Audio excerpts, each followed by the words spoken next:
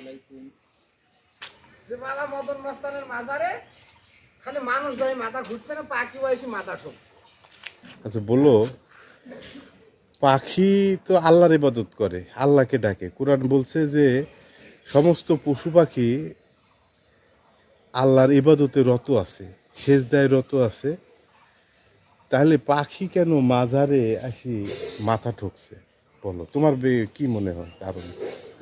আমার কি মনে হয়? হ্যাঁ, আমার মনে হয় মানুষ ধর্মই সব থেকে বড় ধর্ম। আমার মনে হয় মানুষ ধর্ম। এই যে মদন মস্তান সে তার ভিতরে মানুষত্ব জেগে গেছে। মানুষত্ব জেগে গেছে, হয়তো তার কাছে মানুষ ভজার জন্য ওই পাখিটা এসেছে, এসে তার মাঝারে মাথা ঠুকছে কিনা জিকির হচ্ছে, এটা তো আমরা তার ভাষা বুঝতে পারছি না।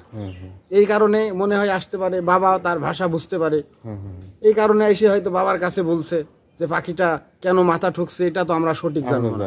আল্লাহ বা আল্লাহ রসুল বা আল্লাহ রসুলের প্রেমিক যারা, তারা জানবে। এখানে একটা ব্যাখ্যা হতে পারে যে আল্লাহর কাছে পৌঁছানোর জন্য মাধ্যম প্রয়োজন। সরাসরি আল্লাহর কাছে সরাসরি যাওয়া যায় না, ইনশাআল্লাহ। বিশেষ আবেদন থাকলে মাধ্যমে যেতে হবে।